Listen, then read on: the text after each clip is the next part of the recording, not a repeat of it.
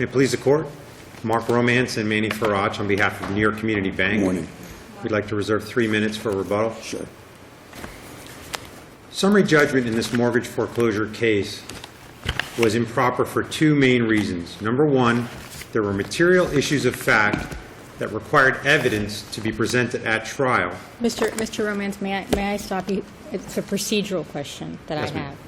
have. My concern is the following, since this is a summary judgment order, is I did not see anything in the record that showed that the bank filed anything in opposition to the motion for summary judgment. That's correct. So did the bank file any affidavit or anything to that effect in opposition to summary judgment? No, Your Honor. Is there a hearing transcript? No, Your Honor. So explain to me then, how can we review this appellate record in terms of Applegate? Your Honor, this is on summary judgment. As you know, it's a de novo review. But what is there to review other than their motion? Well, let's take a step back. They filed a motion for summary judgment, and the burden on summary judgment is on the movement to demonstrate the absence of material issues of fact. They put in to the record, as attached to their motion, certain documents. And it was their burden at the summary judgment hearing to demonstrate the exclusion of any issue Right, of but fact. since we don't have a hearing transcript, there isn't any way, and if you look at Applegate, there isn't anything for us to adequately review or to demonstrate reversible error on the part of the trial court, because there is no hearing transcript. We can't assess whether or not the trial court's judgment wasn't supported by the evidence, or what theories the trial court considered, because we have no idea. Well, respectfully, excuse me, this is not an issue where we're evaluating whether the trial court abused his discretion. The issue is whether the motion was legally sufficient upon which the trial court could grant summary judgment. The burden that they have to establish, it's not a situation on summary judgment where you have to look at the arguments that the appellant presented and make sure that they were explaining to the judge, there's no issue of fact on But this. in their motion, their motion is very sparse, clearly, but it says, and it's accurate, that the property description, the legal description in the mortgage is different than the property description in the list pendants. I mean, that's accurate. You can't, it's not undisputed. Do you concede that point? It's not disputed that the legal description attached as Exhibit A to the mortgage is different than the legal description contained in the list pendants. I agree. That's not the issue in the case, but I agree with that. Well, but the problem I'm having is that since the bank didn't file anything in opposition saying it was a Scrivener's error, the Exhibit A belonged to another mortgage and it was inadvertently attached to this mortgage, we have nothing other than to say that the property description that's attached to the mortgage as Exhibit A is clearly not the correct property description. Right. What we have here is a mortgage that was recorded, and it was attached to their motion for summary judgment. And that mortgage on its face shows 2 different property descriptions, one by street address and one with a meets and bounds description attached as Exhibit A. So the trial court determined that the meets and bounds legal description is required, and because there was no meets and bounds description that described this condo, there's no lien. That's the incorrect law. Well, that's not really necessarily true, because the trial court didn't make that specific finding, and we don't know what the trial court said or didn't say at the hearing because we don't have a hearing transcript. Actually, the order specifically says that the attachment to the mortgage is not merely a Scrivener's error, and this mortgage did not constitute a lien on this condominium. So we have an actual finding by the trial court that there was no Scrivener's error. That could not have been made on summary judgment. That requires presentation of evidence on whether this error was Scrivener's error or not. So we have from the trial judge's order essentially a factual finding that there was not a Scrivener's error, and the appellant did not present themselves any evidence to demonstrate an absence of material fact on that We issue. don't know that because there's no hearing transcript. Well, but Your Honor, they can't come into a hearing and start presenting evidence. Well, they had attached to their motion the mortgage, the list pendants, these all items were properly certified, and also think the certificate of sale that they had. Absolutely, and all of those documents, particularly the mortgage, which includes a street address description, the attachment to the mortgage, which is a condo rider, and the other attachment, which is an adjustable rate rider, both of which describe the property only by the condominium street address. Let me ask you a question. I don't know if that you were counsel of record at the time. We but were not. When they moved to intervene, there was no objection made, and because normally parties are not allowed to intervene when a foreclosure action is pending. Your Honor, I don't know whether they... When there's a list pendants that's been recorded. Right. Clearly, there was no dispute on the motion to intervene. They were allowed to intervene without objection, and they presented an issue, which is whether this mortgage constituted a lien on this condominium or not. That was the issue that they sought to have adjudicated through their intervention motion. Now, the bank still has, obviously, the promissory note, which is, it's unsecured at this moment in time, but it still has the promissory note against Ms. Cabezas. They still have the promissory note, but we disagree that it's without security. This mortgage described the property by its street address, and there is no law in Florida that says that a street address is insufficient to create a security interest. In fact, we've cited a number of cases which hold that a street address or even a partial street address is enough to constitute a lien on property. But don't most of those cases, excuse me, don't most of those cases refer to factual situations where the title wasn't included and it was just the street address? And then the courts said, yes, the street address is enough. You don't have to have the title with it. And don't we have a different situation here? And I think where Judge Lagoa is coming from, and I was just going back and looking, is your argument is it was Scrivener's error. And the court should have had a evidentiary hearing to determine whether or not there was Scrivener's error here before jumping to the conclusion that there was not Scrivener's error. Am I correct? Absolutely. That's one of our arguments. Right. But what did the court have before it at the summary judgment hearing of proof that it was, in fact, Scrivener's error? Because this is an entirely, the court said, completely incorrect legal description. And my question is, in looking at the record and going through, is what the court had was the documents we talk about, but where was there an affidavit or anything to say, look, Judge, this is Scrivener's error. This is just, it's not a totally incorrect, it was just inadvertently done. What the court had was an incorrect legal description. Respectfully, no, Your Honor. What Okay. the court had was Yeah, fill me in. That's what I'm asking. What the court had was a mortgage that had a correct description by street address Right. and an incorrect legal Right. description. Right. The problem legally is, I think everyone assumes that a correct legal description is required in order to determine whether there's a lien or not.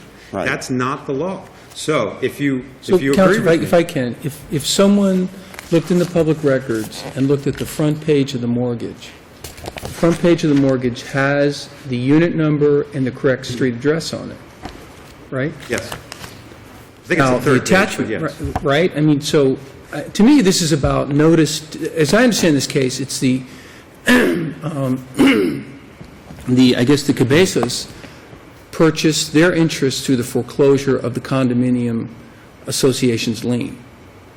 So they acquired their ownership by purchasing a second interest. And were they on notice that the mortgage had a first interest? Well, let me clarify the facts very quickly. Cabezas was the borrower. Okay, Edgewood, I'm sorry, I meant to say Edgewood. In other words, the LLC that came in, Yes. excuse me, the LLC that came in, and that's the main party here, Yes. they acquired their interest through the condo association foreclosure of its inferior lien. They acquired an interest through a foreclosure sale initiated by the condo association. At the time that they acquired their interest, there was a lis pendens of record that New York Community Bank had filed with the correct legal description by meets and bounds. Okay, of so the condo. someone thinking, gee, should I purchase at the condo foreclosure? There was a list pendants that would put them on notice that the bank was claiming a superior lien, right? Absolutely. And then if someone had then said, well, I'm going to go look at that file, they would have seen a mortgage, and on the front page of the mortgage would have the unit number and the street address of the subject property. Yes, Your Honor. The requirements of, Now, if they looked even deeper, they would see that there was a conflict between the first page of the mortgage and the exhibit to the mortgage. what they would see is that the property that they were trying to buy is reflected in this mortgage in at least 3 places by Well, but street the- address. But actually, the property is not described in any of, the first description of the property is found on page 3 of the mortgage. And it says, borrower means any party that has taken title to the property, whether or not the party has been sued. Borrower's obligations under the note, which has a legal description of C attached Exhibit A, which is the incorrect description, and then it has address of 1441 Lincoln Court. Actually, it says see Exhibit A, and then it says which has an address of, and then below that, it says all of which is defined herein as the property. But again, the problem, and I'm not trying to be difficult here, it's just that we have rules for a reason, and this motion for summary judgment was filed in September of 2012, and it was heard on April 15 of 2013. So it was a motion for summary judgment that was pending for a substantial period of time, and nothing was ever filed in opposition to it, when a memorandum of opposition could have been filed that said it's irrelevant if the property description is incorrect in the exhibit attached to the mortgage, and this is why. So, you know, you're asking us to reverse an order granting summary judgment when we have no record and we have nothing in opposition to, you know, you're making arguments to us, but these were not arguments that were preserved below. And I may agree with your position, but I'm sort of bound and constrained by the rules of appellate procedure and preservation of appellate issues. So I'm having a difficult time with the argument, because how were these issues preserved below? Your Honor, first of all, if I were trial counsel, the case would have been handled much I know, different. Mr. Romance, that you would, and Mr. Farrak, you know, it would be a different thing. This would be, you know, there'd be great pleadings in this case, but, you know. But let's focus on the procedure as you suggest. First of all, the rules of civil procedure do not require you to file any memorandum in opposition to a motion for summary judgment. Clearly, it's a better practice, but it's not required. Second of all, you have the option and the opportunity to present affidavits. Yes, but as Arthur England taught me a long time ago at Greenberg Traurig and Elliott Shirker, you better have a court reporter there if it's going to be dispositive, or don't come back. But Your Honor, you're right, that is the best practice. But on summary judgment, this court can look at what was filed. record. The entire record. The entire record. And on a summary judgment, you're not dealing with the judge abuses discretion because he didn't consider or give weight to this particular piece of evidence. It's not an evidentiary hearing. You look at their motion for summary judgment, you look at what was attached, and then you look at the law. And this court ruled recently, a couple weeks ago, in a case called Penna versus Design Build, the standard on summary judgment, the burden is on the movement, and they have, if the record evidence raises even the slightest doubt, summary judgment is not appropriate. How can there be no doubt as to whether this mortgage was providing security for the address described by the street address or the property attached and is described in Exhibit A? And I understand your argument, and that's what I want to go back to, because all the cases cited in your brief, and I was just looking at the pages that I'd marked, for the proposition of what we're dealing with here, aren't really exactly on point, because they talk about principle of constructive notice, but it's a question of where there's a street address and not a legal, just a street address, and they say that's sufficient. Can you point me to a case that in this situation says this gives you a valid lien in the mortgage where you've got a totally incorrect legal but the correct address? I cannot point you to an appellate case. What I would say is this. We have cases filed all the time with reformation counts. And you have a property that's described in page 3 that describes the property by street address, and it has an Exhibit A with the legal description. Right. And it says Was there a request for reformation here? Okay, the request for reformation was filed as part of the amended complaint How many days before the summary judgment? which was filed 1 business day before the summary judgment. And the court didn't, the court struck it. I'm sorry, the The court struck it court struck it. because there was no leave to file it. Right, and we've addressed that issue. So then we go back to, there was no request for reformation. Absolutely. 2 months. How many months was the summary judgment hanging? There was no request for reformation. Everybody's on notice. And what does the court have before it when the court goes to summary judgment? That's my If you want problem. to say, I understand, if you want to say, and you want to rule that it was proper. I'm not saying that's the way I'm going to rule. I'm just saying that's my problem. Let me get to the next point. Okay. If you rule that the amendment was correctly denied, okay, so we assume that for a moment. Summary judgment was still improper because the burden is on the movement to demonstrate the absence of material fact. The issue of fact was, what is the property that was subject to this mortgage? Is it the street address property or is it the attachment? That was the issue. No, that's a legal issue, isn't it? Isn't that a legal issue and not a factual No, issue? Your Honor. Because the question is, are you on notice?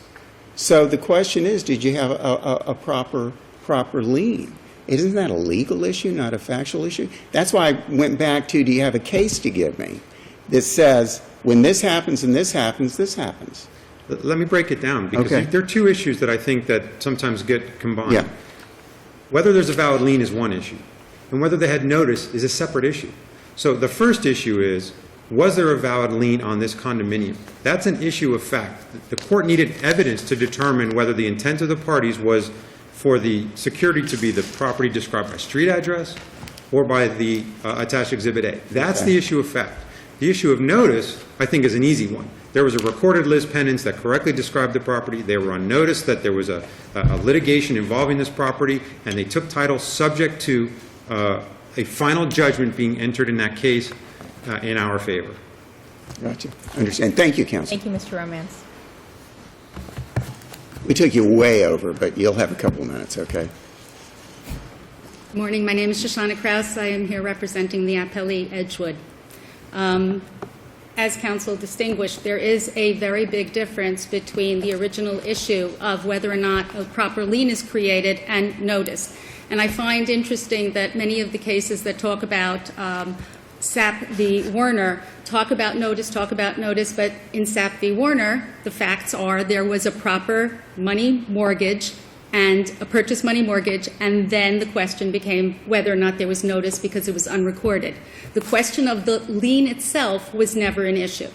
And in this case, what the court had before it was a record with you've got a piece of paper that just says on it legal description. And on that piece of paper is an incorrect legal description for the property they sought to foreclose. There was only a one-count mortgage for one-count complaint for foreclosure. And so the only issue before the court was, did this particular thing create a proper lien? Did what create the proper lien? Did this particular piece of paper Okay, but- create a proper lien? When you say particular piece of paper, I think the mortgage is, what, 15 pages? Probably more, could be. And I guess, and I misstated, but I guess on page 3 of the mortgage, you have the unit number and the street address. Correct. So leaving in isolation without anything else, Right. that creates a proper mortgage. Right, so- Let me just, Counselor, I'm sorry. am I right? I'm sorry. In isolation, if there's no reference to a legal description and all there was a mortgage with the street address and the unit number, that would create a legal mortgage. Yes? If there was nothing else, and then somebody looking through the mortgage would say, okay, there's nothing, and they would see it, yes, it would be Which completely to me, the described. real notice issue, to me, is if someone did a search of the public records, if someone thinking of purchasing the property or lending money against the property did a search of the public records, would that mortgage have popped up? Now, the fact that the mortgage is ambivalent, the mortgage has two property descriptions in it, one accurate, one inaccurate. It seems to me if you had notice of a mortgage which had two legal descriptions in it, then a buyer is on notice. Hey, watch out for this property. Okay. However, that would only occur if they had access to it through the public records. So my first question would be: do we know a property search based upon unit number and street description in the public records, would this mortgage have popped up? The mortgage would not pop up under a street. It would pop under a name search and it would pop up under the legal description. So a name search would have Correct. yielded this mortgage? And it's not in the record, but this other property was also owned by Cabezas, was owned by the same people. So it's not in the record, but it was also owned by Okay, them. but a buyer would know, hey, look, wow, this looks like a mess. I'm buying a lawsuit, I'm not buying a piece of property. Which to me means that makes it a more reasonable inference that they didn't see it. But the inferences and what they are, all the court had before it Okay, was, but I'm did, sorry. and I know you, I mean, I think we understand that, but what's bothering me is, were the buyers, Edgewood, on notice that the bank may have a superior lien? And it It's seems not to me in the the list record. pendants was kind of pretty good notice in and of itself. It's notice of an interest, but it didn't create a lien. First, you have to have a lien, a proper lien. Of course, but I'm focusing on notice now. Okay. But one is the legal issue, so I think the issue of whether it was a proper lien or not could be litigated. And I'm not sure that could be resolved on summary judgment. Maybe it could be, but, I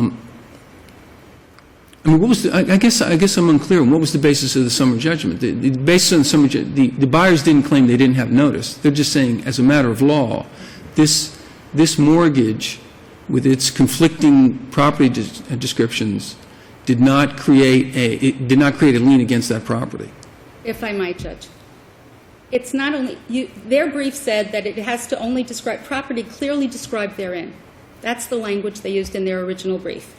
It isn't clearly described. If somebody looks at the mortgage and flips through and sees a piece of paper that on its face appears to be a correct legal description, that doesn't say on it also known as on the same piece of paper. Well, it does. I mean, on page 3, you On have... page 3. You have one property, Not- one property is described, and then on the attachment, a different property is described. So which... But if you search the index and then you go into the mortgage and you find that legal description, you're not necessarily going back to page 3 where it's written in there.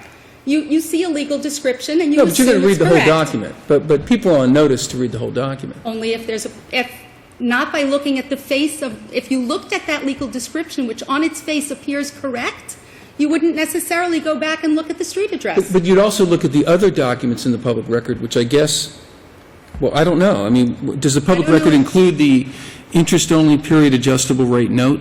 Was that in the public record? I don't recall if the note was recorded. I believe it was. Actually, I don't see a book and believe it page. was. Huh? I think it believe was. it was recorded. So, But that wasn't in the summary judgment. That wasn't before the court. Let me ask you. was that in the record before, I mean, was that in the lower court? That wasn't in the lower court?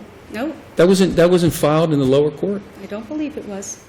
I don't believe it The was. question arises, why is this in front of us? Why did the court, what did the court have before it on this motion for summary judgment?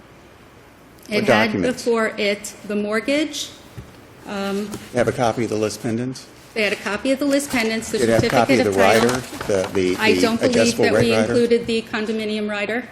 Or there was another one, there was a condominium rider and an adjustable rate. I don't believe we included that. Now, were those attached to the mortgage when they were in fact recorded? Not as, they were separately recorded. They But were they're not separately recorded included in there. as Let me mortgage. ask you, so then what the court has before it is the list pendants, which has, and correct me if I'm wrong, because I got a little confused on what document had what on it. The list pendants had the correct legal, am I Correct. correct? It did not have an address, or it did? It did not. Did not have an address, but it had a page number referring to the mortgage. Referring to a mortgage that then gave you a completely different legal. Or it Why referred does- to the, I'm sorry, the recorded document. The list pendants referred to the The official recorded record book. mortgage. Right. Correct. Right. We gave you the book and page and the legal description therein. therein. And the legal description of the mortgage was different than the legal description of the list pendants. Correct. So I'm a little, my one question on that is, why doesn't that put you on notice that there's a problem? I'm not sure, I don't know why it didn't put Edgewood on notice that there was a problem. Well, then isn't that something for the trial court to determine? But had they raised it at any given point, You said that there was a summary judgment for 6 months. This was a proud 2 years Okay, from yeah. the time that we intervened and put them on notice. Yeah, I understand that. And they I failed to understand do that. anything. If we put forth our burden of saying there's no issue of fact that this is an incorrect legal description, and under Volusia, if it can be determined by looking at these papers, then it is a legal question, not a factual question. See, I agree with you wholeheartedly on that. My one problem that as I was reading through this is it's a summary judgment. Our duty here, even though there was nothing in opposition, which creates a problem for me, but our obligation is to look through the entire record. And if we find an issue of material fact or a legal issue, even though it wasn't raised below in summary judgment, it's our obligation to ferret it out. And my question is, if that's what the trial judge had before it, isn't that an issue that needs to be addressed and can't be addressed on summary judgment? If I look at the lis pendens and it refers me to a recorded mortgage that has an entirely different legal description, then isn't there an issue there of was I on notice? Isn't there an issue there? Then I'm going to go back to Yeah. Appleseed and say they can't show that they raised it, they can't show that they argued got it. you. I understand. And indeed, I mean, I was there. No, I understand what you're saying. But Well, see, the that's an issue of interesting issue, notice- too. That's interesting, because on one hand, in Florida, we don't require written responses, and we don't require transcripts. But we do require that a party show that they raised an issue to the court below for us to review it. In other words, someone could oppose the summary judgment on saying it wasn't timely filed and not have raised this issue. And at which point, we would address only the issues that were raised in front of the trial judge. Well, the issue of notice wasn't raised and wasn't dealt with because it was never raised. And I believe that it is their duty, if they only had to count So going outside the for... record, did they argue that? What? Did they argue notice? No, they didn't argue. There's- You Outside the really record. want to We don't know have a what record. We don't happened? have They a sent record. somebody in who didn't really know enough about the case. We don't have a record. I be honest with you, but the truth is that they didn't raise notice, which would have been raised if they had a count for reformation. And going back to those list pendants, they could have put in the list pendants. There's a thing there is an issue of reformation. They could have. They're asking us to have looked at this and said, "Gee, there's something funny." But at the time that they filed their list pendants, they should have seen there was something weird here, and they could have filed notice to the universe. This is a complaint that was filed in 2011, and there was time for the bank to either try to amend or reform or try to correct the mortgage. It's a problem, clearly, but we're sort of stuck with the fact that we don't know what transpired below. Correct. Sure, I one more I point. imagine that your honors do not need to hear from me concerning the matter of striking the amended complaint because it was stricken and it was not a denial, it was a striking. It was a strike. Thank you. Thank you very much, counsel. Appreciate it. Mr. Rowlands? first thing I'd like- Couple more First thing I'd minutes. like Mr. Owens, are these documents in the record? Let me address that first, Your Honor. What was attached to the motion for summary judgment, okay, which is page 97 of the record, was the certificate of title, the mortgage, the condo rider, the adjustable rate rider, and the notice of list pendants. Those were all attached to the motion for summary judgment. Now, on the question of what was recorded, the copies attached to the motion for summary judgment included the recorded copy of the mortgage. And if you look at the bottom part of the mortgage and the condo rider and the adjustable rate rider, those were all consecutively numbered by the clerk's office when they were recorded. And in fact, it says page 15 of 20, well, I'm looking at page 15, but it says page 1 or whatever of 22. The 22 pages included the mortgage, the condo rider, and the adjustable rate rider. So it was all recorded with the clerk's office as one document. To answer Judge Loeb's question, would this mortgage have popped up on a search? I have two responses to that question. Number one, we don't know. Counsel can speculate as to whether it would have found or not, but we don't know because there was no evidence presented. That is an issue we submit that would have required evidence on whether it would have been. What if it wasn't being challenged? What if the non-movement in summary judgment was not raising that as an issue? They were conceding that. They were moving on another ground. I mean, which this kind of raises this problem of, like you said, Florida doesn't require a written response. Florida doesn't require a transcript, and I'm not sure that we should because we have pro se litigants and what have you. But we do have a rule of law that's saying, the appellate court looks only at the issues that were put in front of the trial judge. Right, and we know what was put in front of the trial judge because I just read them to you, pages 97. But we don't know that the legal arguments were made, though. That's what's kind of strange. Well, we do know one legal argument that was made, because there was a document called Edgewood's Opposition or Objection to Emergency Motion for Continuance, which was filed after the summary judgment hearing. And in that document, I guess what happened was, what happened was there was summary judgment, and then New York Community Bank's counsel filed some kind of a motion for continuance of the trial. That is not in the record. What is in the record is their objection to it. And in the objection, they do mention some of the issues that were addressed at the summary judgment hearing. For example, they say, as the court will recall from the hearing, the reformation count was improper or shouldn't have been permitted or some language to that effect. So we at least know from that document that at the summary judgment hearing, the reformation issue was discussed. Right, but it was stricken because it's in the order, because it was filed without leave of court, and Rule 1.190 requires that if a responsive pleading has already been filed, which was in this case, then the plaintiff must seek leave of court and file a motion for leave of court attaching the draft document that they wish to file with the court, and then ask the court to allow it, which normally those things are freely granted, but not when, a party just on its own volition decides to file something without seeking leave of court. So You've been so generous with your time, I'm not going to abuse it. But I will say, it's not my best argument that amendment should have been granted. I do think that there is a basis in this record to reflect that it was discussed at the hearing, and there is plenty of case law in Florida that says that an ora tennis motion to amend a complaint at a summary judgment hearing, it would be abuse of discretion to grant it. So we have, from the document I just mentioned, we know that the reformation count was discussed at the hearing. We know that an amended complaint was filed beforehand. So it's our position that there is record evidence to suggest that it was raised. But that's not my primary argument here. My primary argument is, in response to the question, what was presented to the trial court on summary judgment? On that issue, we have the mortgage, which on its face shows two different issues of fact, whether it's the condo or whether it's the legal description. That could not have been decided on summary judgment.